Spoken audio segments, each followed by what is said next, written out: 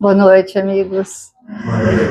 O tema de hoje é sobre parábolas, não especificamente uma parábola, mas é algo assim que vai fazer com que essa semente, então, que ela colocou para nós, a Lu, possa estar conosco para todo sempre.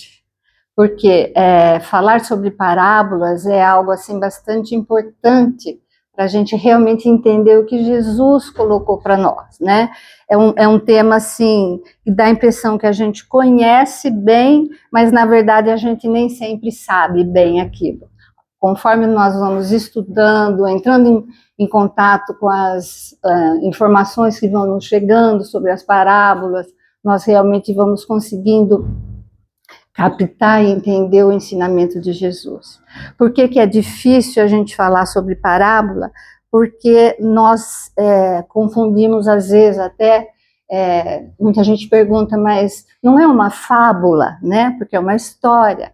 Na verdade, são bem diferentes. As fábulas, elas trazem conceitos com animais que falam, que se conversam, né? Que trazem, assim, algumas lições, e elas são também, assim, seculares. Mas a parábola, ela tem um outro objetivo, ela traz um ensinamento muito mais, assim, para a moral e para o desenvolvimento humano, e para o crescimento do ser espiritual como um todo.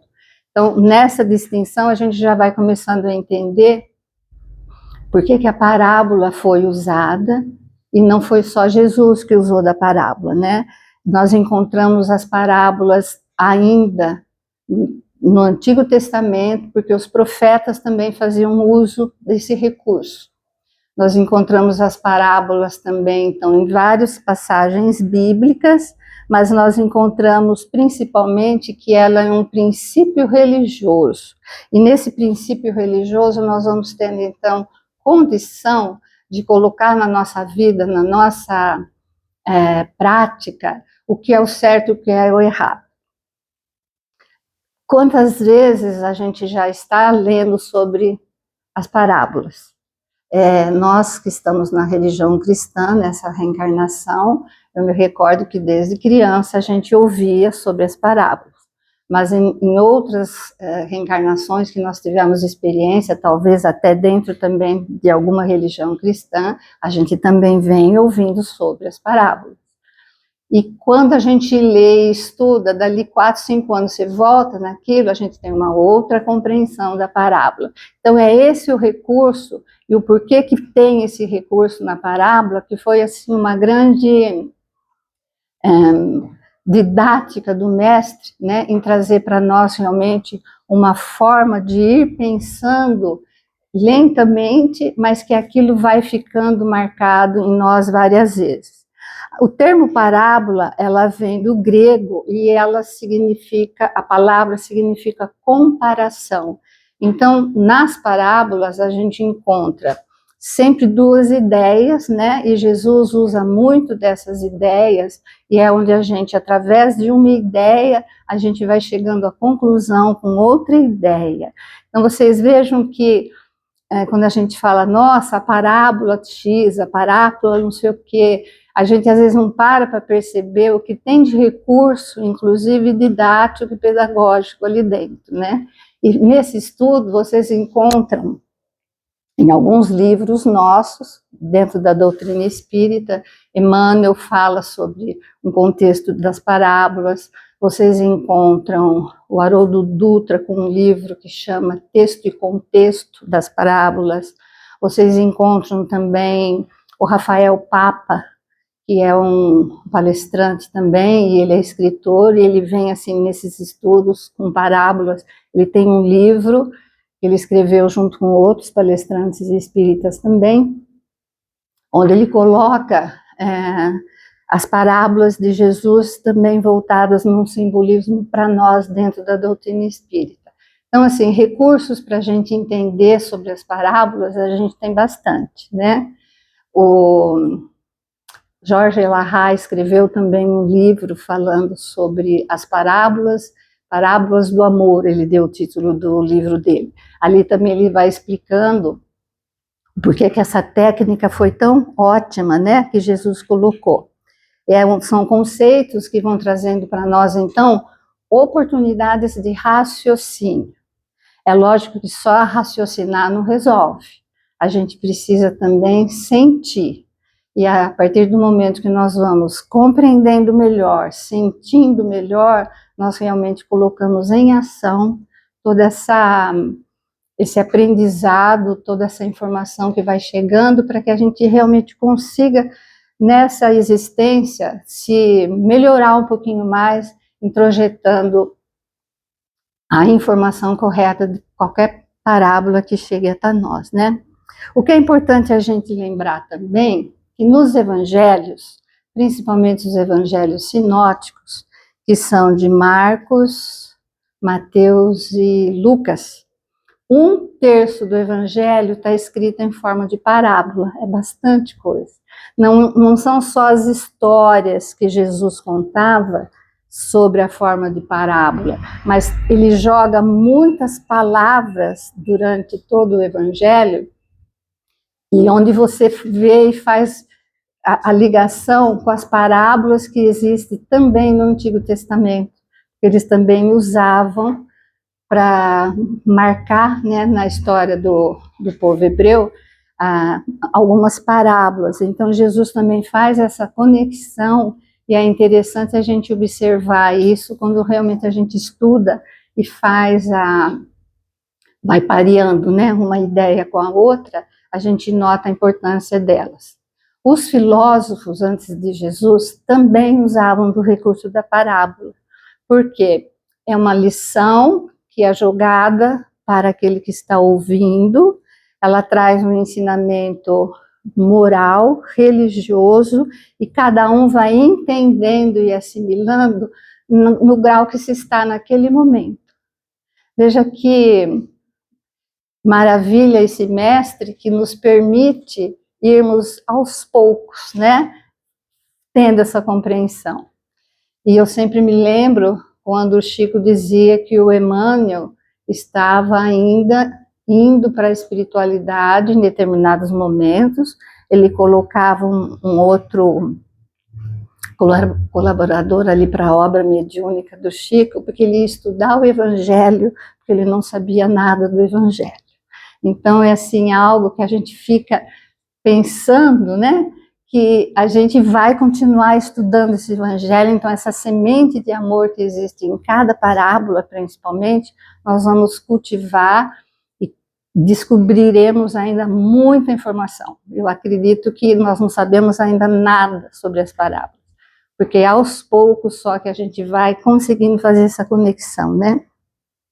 Lembrando também, por que se perdeu muito sobre as parábolas de Jesus, ou de um modo geral sobre as informações que vieram e estão contidas no Evangelho. Jesus falava, a língua de Jesus era hebraica, mas ele também falava em aramaico, porque era uma região próxima ali, e essas línguas são mais ou menos parecidas, não são idênticas, mas são bem parecidas.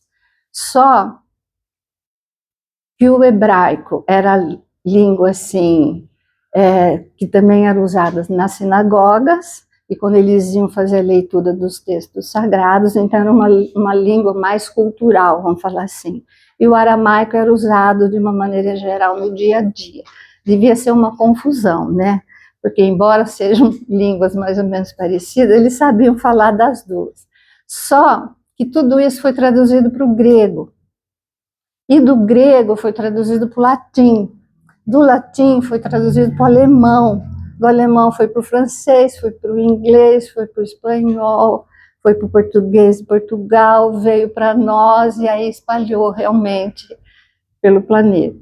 Então, se a gente for ver, o trabalho de um tradutor é muito sério, porque aquilo que é feito na base cultural de um grupo, né, de uma coletividade, a gente não vai conseguir entender hoje, quando lê alguma coisa, que está assim numa metáfora, fala, mas o que isso quer dizer para nós, né? Como que a gente vai explicar para alguém que um amigo nosso enfiou o pé na jaca? Como que vão traduzir isso, né?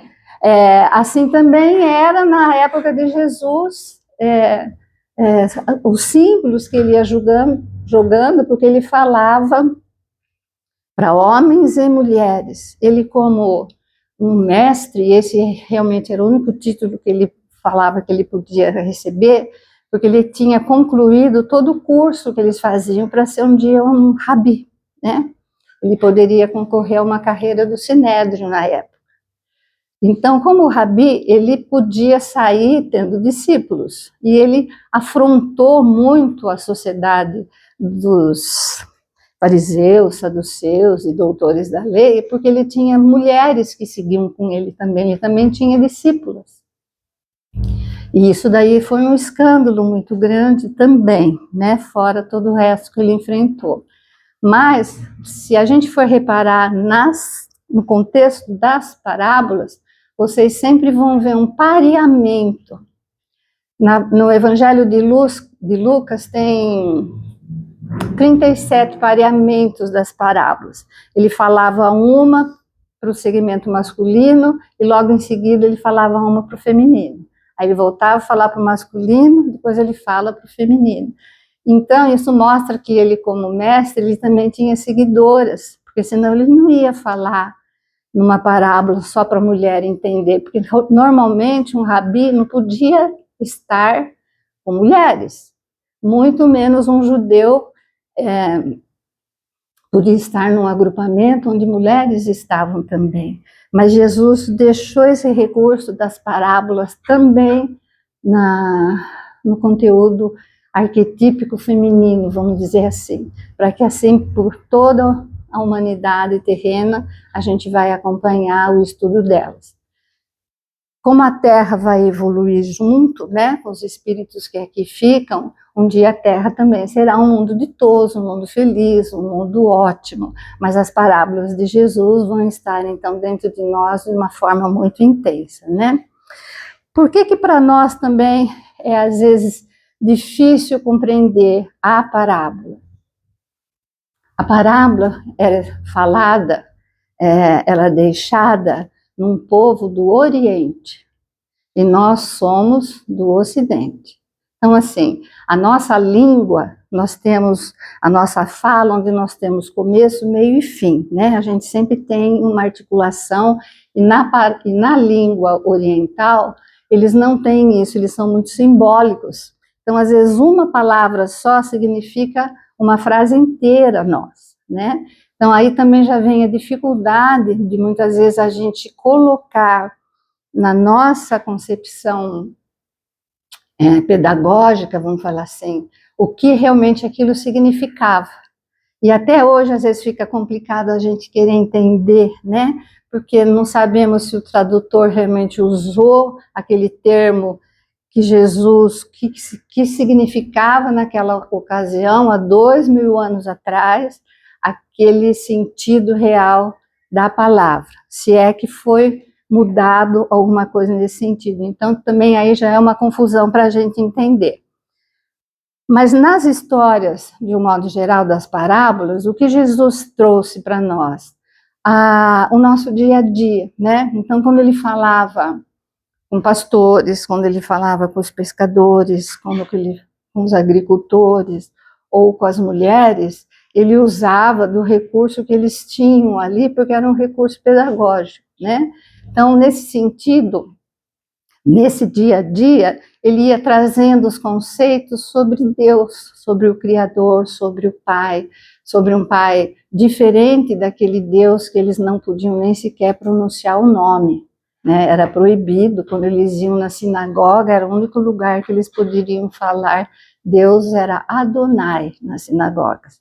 Quando eles estavam fora dos templos, eles falavam o nome, porque não podia falar nem Deus, era proibido. E Jesus vem e chama Deus de Abba, e Abba quer dizer papai. Então, para vocês verem que nas parábolas ele traz para nós esse Deus mais próximo, né, para que a gente também introjete Deus de uma maneira diferente.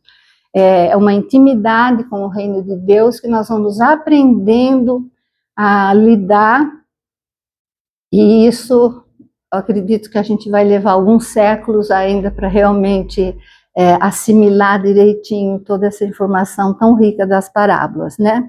Esses atributos sobre o Criador, como que ele iria colocar para aquele povo que não podia nem falar o nome dele? Então, ele tinha que usar símbolos para que na imaginação eles também reconhecessem que ali estava o Deus em pensamento, porque eles não podiam pronunciar o nome de Deus. A diferença nossa aqui, qualquer coisa a gente fala, ai meu Deus, né? Deus me ajude. A gente extrapola até. Porém, para eles era tudo muito proibido, né? Eram conceitos assim muito radicados. E essa linguagem, então, que a gente vai aprendendo a traduzir e vai aprendendo com outros também que estudam bastante sobre elas, sobre as parábolas, nós vamos trazendo para a nossa percepção a forma realmente ideal, mas como ela é atemporal, a parábola, a gente vai a cada evolução, a cada encarnação, a cada desenvolvimento da nossa inteligência, né, no arcabouço realmente intelecto, a gente vai conquistando mais.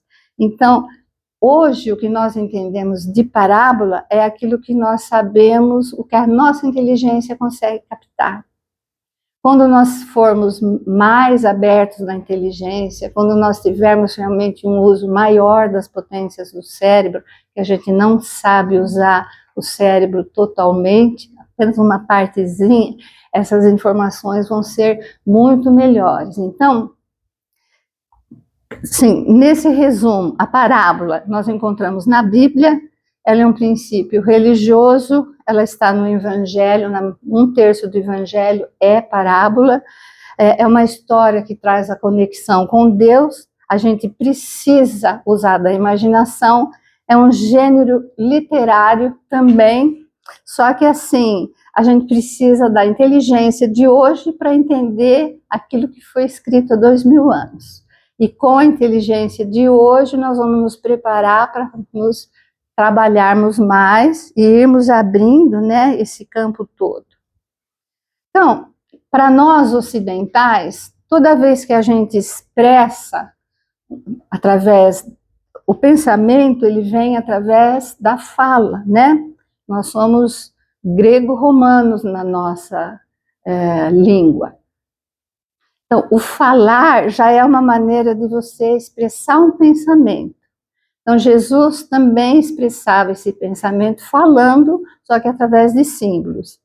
Essa sequência de ideias que ele ia trazendo, traduzia para eles, às vezes, uma linguagem do dia a dia, porém, aos poucos, eles iam repetindo, né, porque era uma tradição oral, e aos poucos essa verbalização ia sendo incorporada, ou decorada, que seja, mas eles iam fazendo a comparação, uma ideia com a outra, o reino de Deus ia sendo percebido, quando ele fala que o reino de Deus é dentro e não é fora, como que pode ser um reino de Deus que Moisés falava que tinha Deus, aí vem Jesus e fala o reino de Deus, onde que é esse reino de Deus? Então foi tudo muito difícil, e esse reino de Deus então foi sendo incorporado.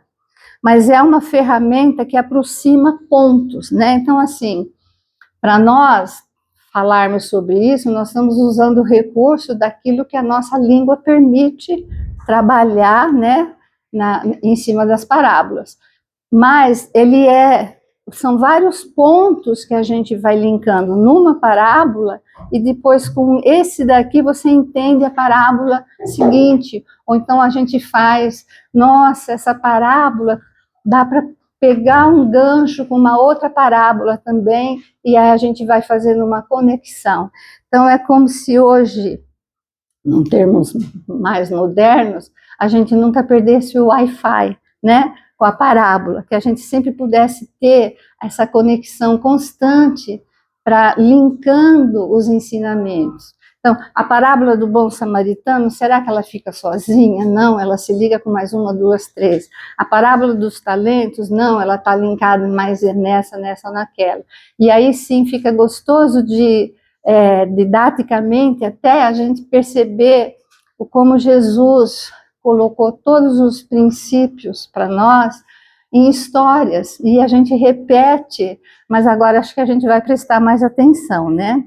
Ela é atemporal porque ela exige uma interpretação. Então, hoje a gente consegue interpretar um pouco. Daqui a um tempo, talvez a gente consiga interpretar um pouco mais. E o bom dentro da nossa religião espírita é que a gente tem liberdade de falar, né? A gente não é proibido de falar o que pensa, mesmo que estiver errado aquele conceito. E em grupo, às vezes alguém coloca um pensamento da parábola, você fala, nossa, eu não tinha pensado nisso. Mas é verdade. Então, assim, em grupo, a gente vai também somando os sentimentos e as informações, e um vai ajudando o outro.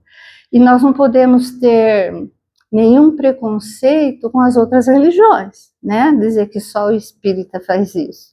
Mas nós encontramos em alguns livros até de pastores evangélicos, pastores protestantes, eles fazem também esses estudos e eles também vão chegando a essas conclusões, e aí a sementinha de Jesus está sendo jogada em várias religiões, né? E todo mundo um dia vai ser realmente aquele homem de bem que ele propõe no Evangelho, inclusive no Evangelho segundo o Espiritismo. Para nós, só falar em símbolo fica um pouco às vezes difícil. Na minha área, na minha carreira, não é tão difícil assim. Quem é psicólogo também vai entender o que eu estou falando, porque a gente consegue, através do símbolo, trazer um pouco de conhecimento também. Mas é através do pensamento coletivo, então, que a gente vai somando informações, e não é só aquilo que eu penso, mas o que o outro pensa, o que o outro estuda também. Podemos dar conceitos errados? Podemos. Podemos estar pensando errado? Podemos, mas nada impede que a gente corrija e tenha aquilo realmente como uma grande informação que nós fomos conseguindo chegar com a parte intelectual que nós temos hoje, né? Dizer que nós somos ainda muito carentes, também somos. Só de umas décadas para cá que a gente está tendo oportunidade de ter até mais informação. E por incrível que pareça, nós precisamos de uma pandemia para todo mundo sair correndo atrás da informação, porque já estava ali, ninguém se socorria dela, né? Então, a partir de agora, é só você entrar na internet com boas pesquisas que vocês vão encontrar coisas maravilhosas dentro da doutrina de Jesus e dentro do Evangelho também. Então, assim, quantos tipos de parábolas nós temos? Eu não quero dar a impressão que eu estou dando uma aula para vocês hoje aqui, tá? Mas essa parte pedagógica é importante para a gente entender o que é a parábola, né? Então, assim, é uma reflexão nesse estilo que Jesus usou e nós vamos continuar usando da parábola. A parábola é um diálogo que traz uma ideia, então eles colocam que é um diálogo ideológico. Olha o exemplo que ele deixou para nós desse tipo de diálogo. Quando o jovem rico chega para ele e diz que ele quer seguir Jesus, aí Jesus fala para ele, mas então vai, vende tudo que você tem, me segue. Aí ele fala, não, mas meu pai morreu, eu tenho que sepultar meu pai, e aí depois eu sigo você. Então, assim, será que Jesus queria que o jovem vendesse tudo? Né? Então, assim, é uma ideia que é jogada, porque, na verdade, para seguir Jesus, eu tenho que me livrar de todas as coisas materiais, né? Mas ela traz um outro conteúdo, e num primeiro momento a gente pensa, nossa, mas Jesus foi forte, né? Me segue, mas deixa tudo para trás e vem com nada, só com a sandália, né? Me seguindo pela estrada. Então, ela é ideológica, ela também, ela narra um evento.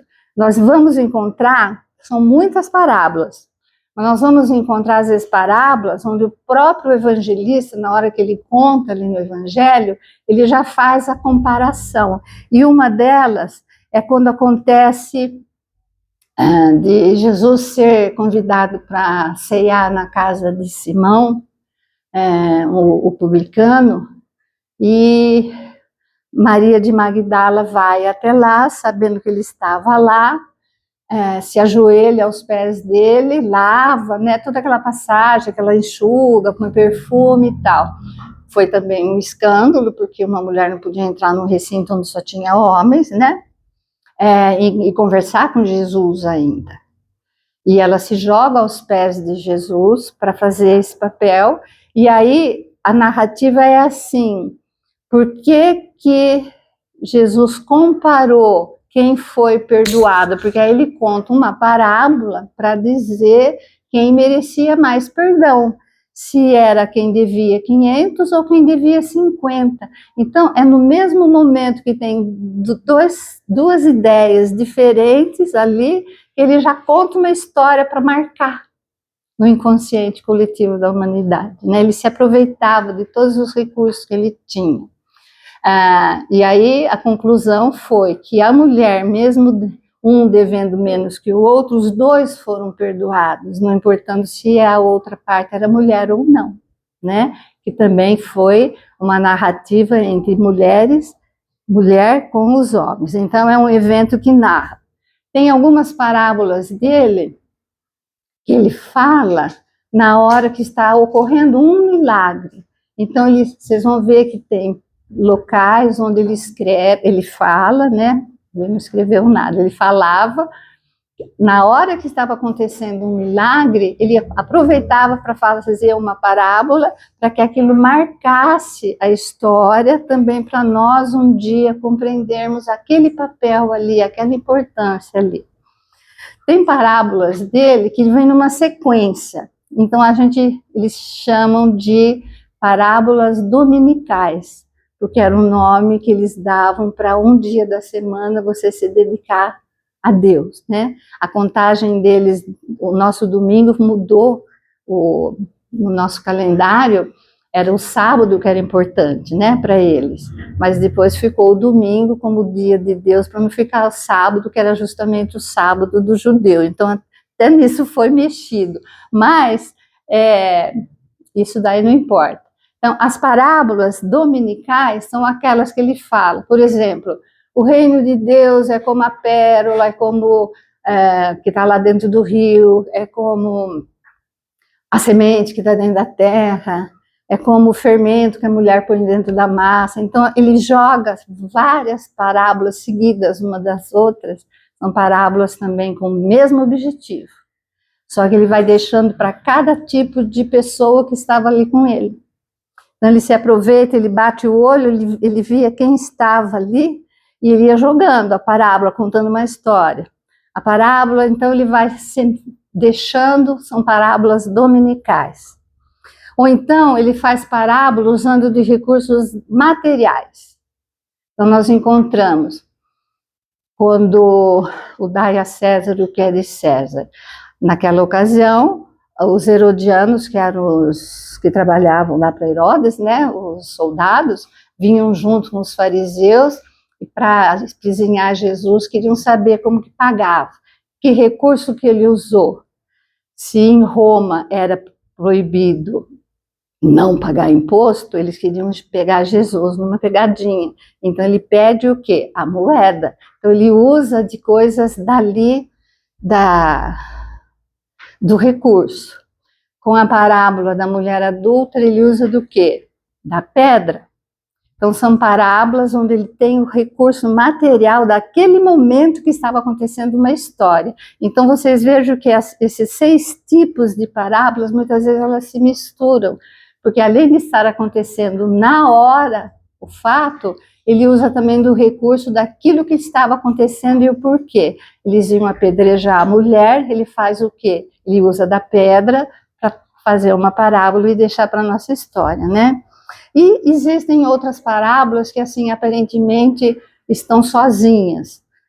Talvez porque a gente ainda não conseguiu fazer a conexão, né? Como, por exemplo, o grão de mostarda. A hora que eu fui estudar, eu falei, realmente, acho que aí eu não cheguei nesse ponto também de entender por que ela está sozinha. Um dia a gente entende, né? Então, assim, a gente tem que interpretar a parábola.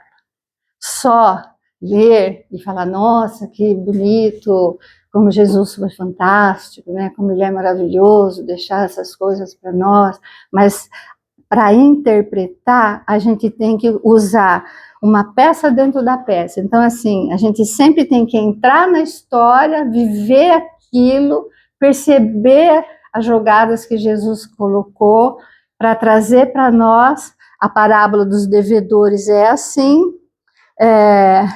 dos dois credores também. Os devedores eram aqueles que deviam, e Jesus, foi perguntado para Jesus por que um podia ser perdoado ou não, porque o homem perdoou um, e depois, na hora que chega outro, não perdoa o outro, aquela briga que dá entre os devedores, e um deles vai preso ainda. Por quê? Porque a gente tem que usar dos recursos de colocar as duas pessoas ali, as duas ideias opostas. Por que um devedor o juiz perdoou e por que o outro devedor não foi perdoado? Porque aquele que não foi, que foi perdoado, e o não perdoado, aquele saiu e foi, quase matou o outro, quase espancou o outro, para poder receber o pouco que eles achavam que tinha direito. Então é assim, vem aí a mensagem que vem, né, a gente vai distribuindo nisso nas pérolas, na interpretação. Mas assim, então, em quase todas elas, na grande maioria, a gente encontra algo abstrato demais para o nosso conhecimento, porque ela vem numa interpretação completamente simbólica de um povo que falava por metáforas, né? Usando, às vezes, uma palavra significava muitas coisas, uma palavra só podia ser usada para várias situações. Eu fico imaginando como deve ser difícil aprender hebraico, né? Você escuta eles falando, eu falo, olha, acho que nem se eu vivesse lá eu conseguia entender, porque são muitos termos, então era muito abstrato, mas ele trazia uma mensagem que também era muito dramática, né? Então é no drama que a passagem da parábola traz para nós, que nós vamos, além de pensar na abstração e no símbolo, é trazer isso para o nosso dia a dia. Toda parábola, toda ela traz uma reação em nós. Não tem nenhuma que a gente lê, principalmente aquelas que a gente não entende, você lê e você reage, assim, isso aí não está legal, né? Ou então, por que será que é isso? A gente está reagindo até hoje com as palavras de Jesus. Com os ensinamentos que ele veio abertamente e trouxe, a gente entende, é lindo, maravilhoso, só que a gente não consegue seguir porque é difícil. Você fala, eu não sei se eu vou falar que eu amo Jesus, porque se eu amasse, eu estaria fazendo tudo o que ele falou, né? Então, assim, com os ensinamentos, a gente sabe que entende perfeitamente, mas não consegue fazer, não consegue pôr na prática. A parábola tem horas que ainda a gente não entende e a gente fica, né, na abstração tentando trazer um raciocínio, mas a gente reage, porque a mente, a nossa mente é acostumada a um trabalho assim do aqui, do agora, ela quer resolver problemas, né? Ela quer decifrar o código, é assim que a gente trabalha. Nós não podemos ter a presunção de achar que nós sabemos tudo sobre parábola. Nós não temos condições internas para realmente reconhecermos tudo que uma parábola traz para nós, porque a gente ainda tem que tentar muita coisa. Mas elas nos forçam a essa reação.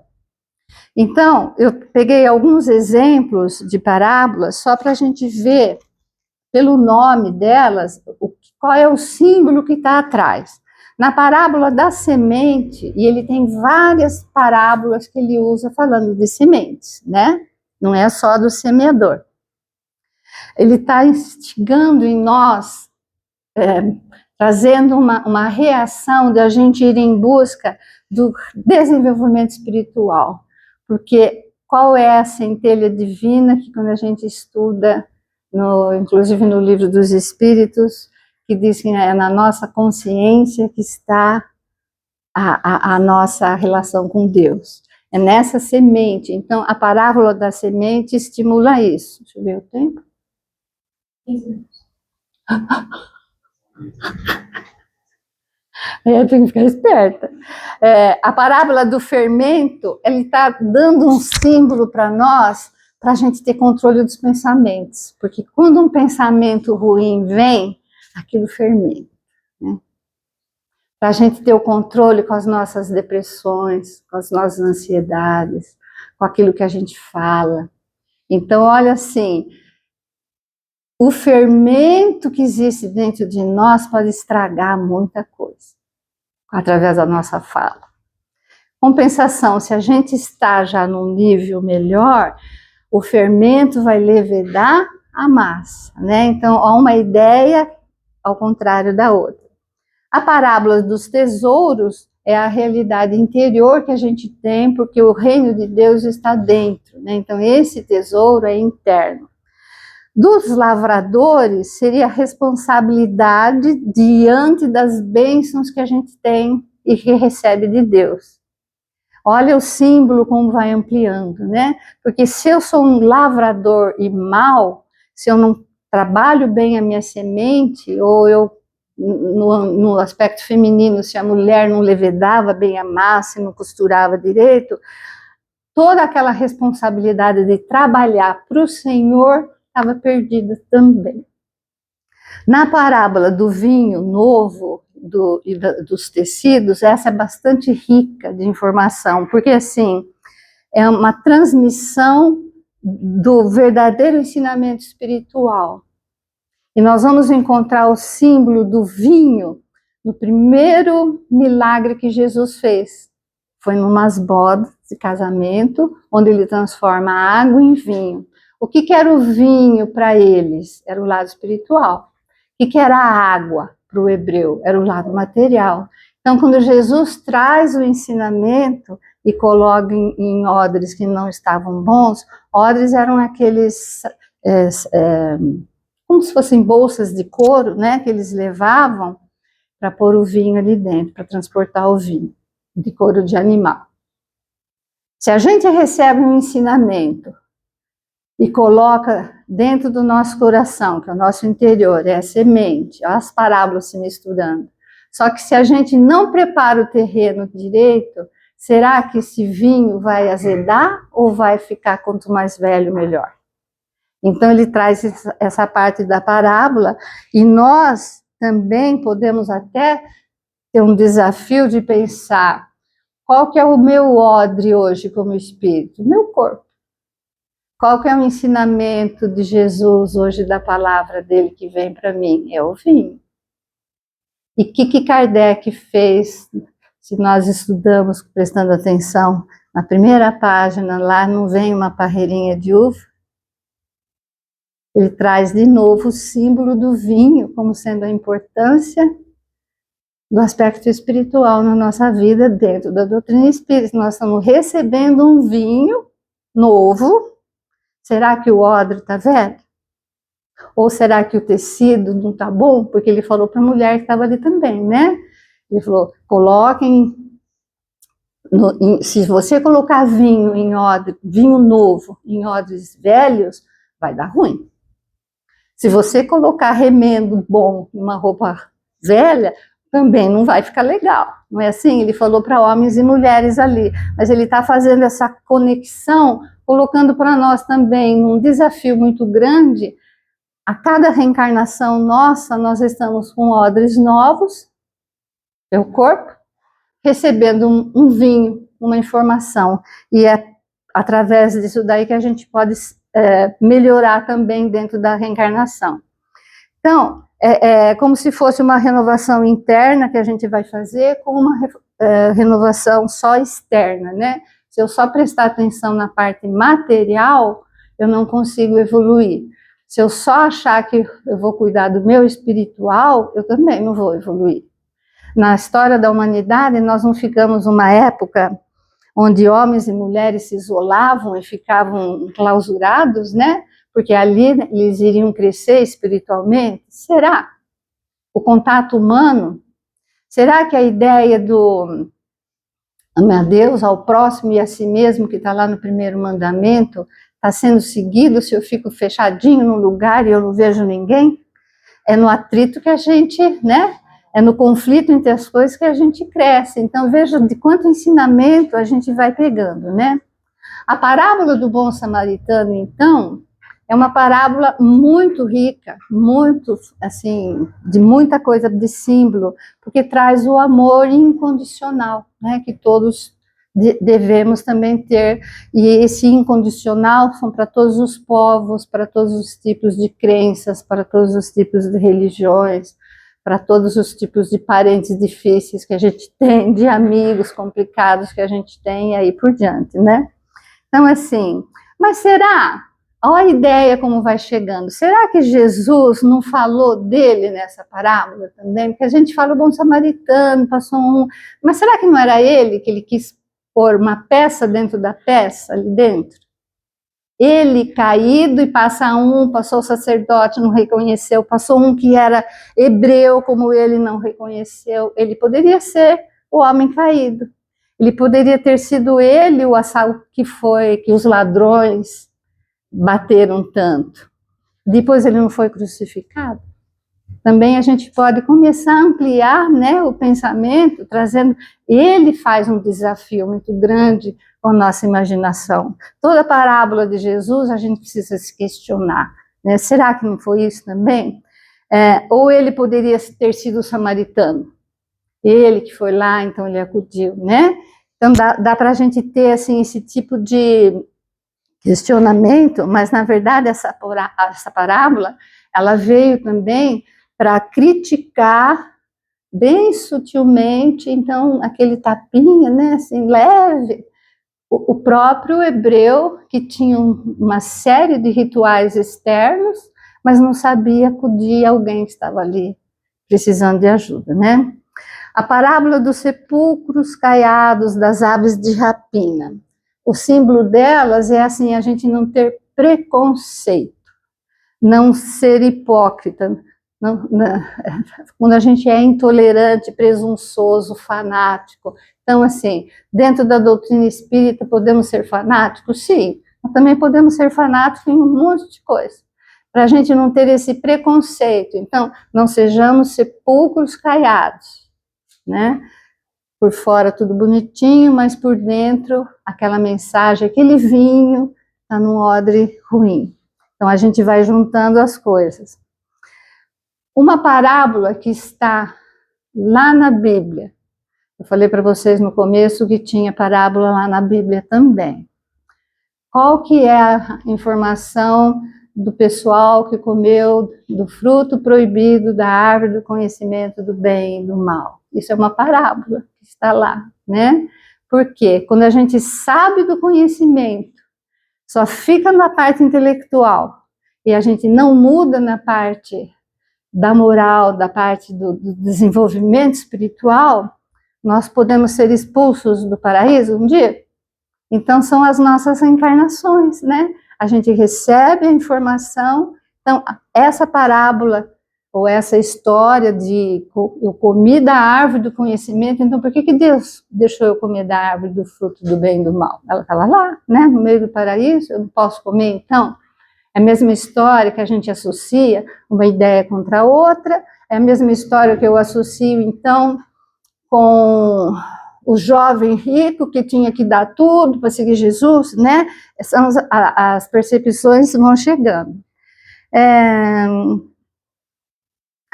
A parábola, quando ele fala da túnica, a túnica de Jesus era uma túnica muito especial, ela não tinha costura, ela era inteira, não tinha costura como as outras.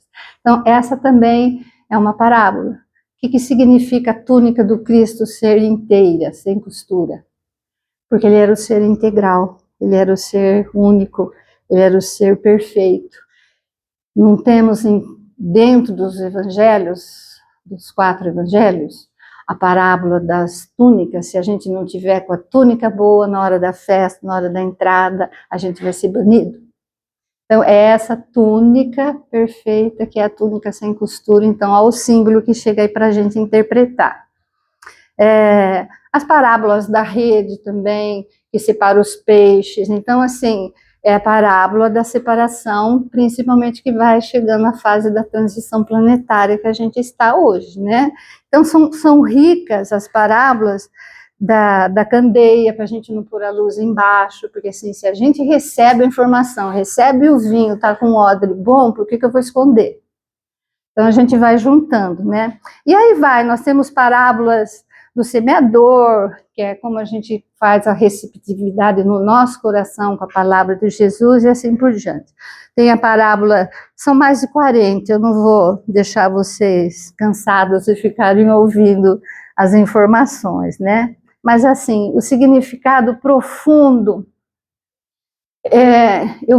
eu sempre linko com aquilo que Jesus falou também, que todos possam ter ouvidos de ouvir, não só de escutar, né? E olhos de enxergar, não só de ver.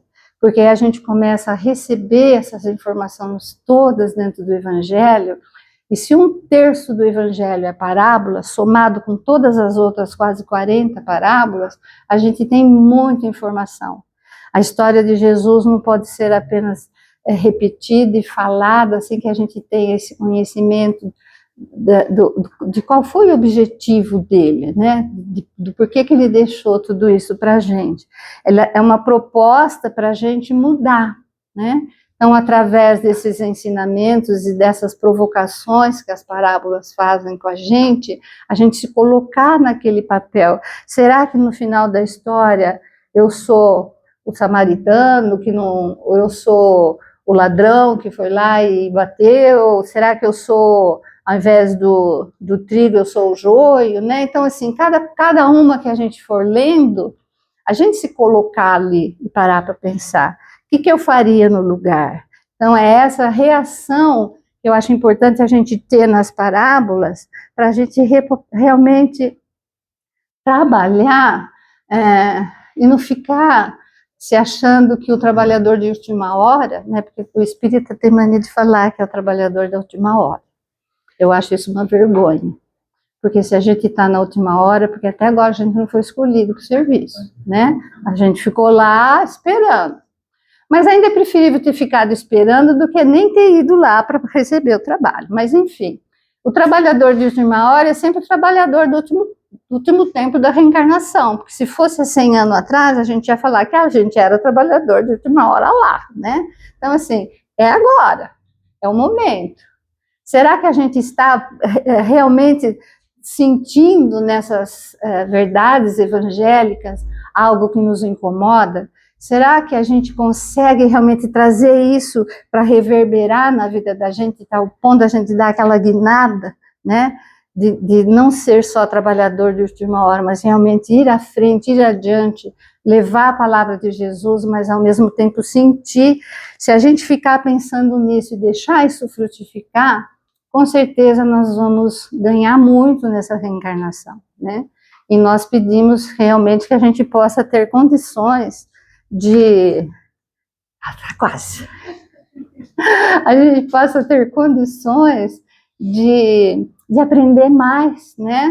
E no convívio, no contato com as pessoas, nas trocas de ideias, nos nossos grupos de estudos, eu acho assim que quando a gente joga uma provocação dentro do Evangelho de Jesus, principalmente, o Espiritismo, gente, não existe sem Evangelho, né? A gente estuda entendendo muito mais as informações que estão contidas no Evangelho. Eu posso falar por mim, mas assim, a partir do momento que eu me dediquei ao estudo da doutrina, a compreensão do Evangelho de Jesus foi se ampliando, porque dava para compreender melhor, né? Você começa a unir as peças. E mesmo assim, falta muito ainda para aprender, falta muita coisa. Mas que nessa reencarnação a gente consiga aproveitar bastante essa oportunidade que a gente está tendo como espírita, né? Porque nós não corremos mais o risco de ir para a fogueira, nem ninguém bater na gente, nem decapitar, né? Nem falar que um é bruxa, que o outro é algo pior que isso. Porém, que essas noções todas das parábolas de Jesus, eu acho que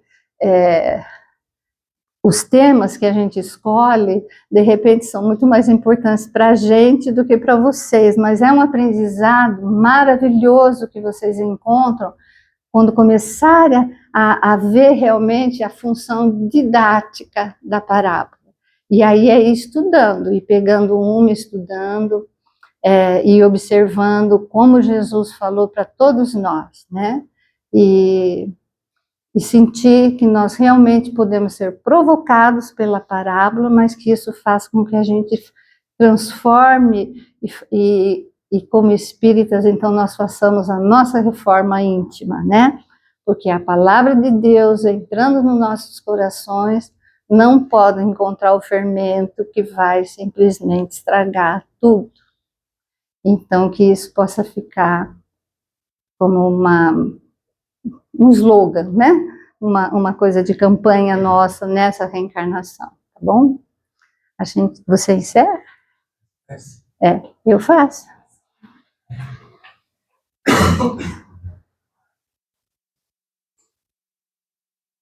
Obrigada, Senhor, pela oportunidade de estarmos hoje reunidos, sempre atentos aos seus conceitos e ensinamentos. Agradecemos imensamente a equipe espiritual que nos acolhe e nos protege nesta casa, aos nossos mentores amorosos que nos auxiliam e nos conduzem. Agradecemos a Deus a oportunidade de mais uma existência e que possamos estar a cada vez mais introjetando os ensinamentos de Jesus em nossas vidas. Que no nosso coração e no nosso pensamento tudo possa se unir para levarmos nas nossas ações diárias para toda a nossa imortalidade as palavras do Mestre como nosso grande lema de vida. Que Jesus nos abençoe, nos proteja, que possamos voltar para casas felizes com as bênçãos de Deus. Assim seja.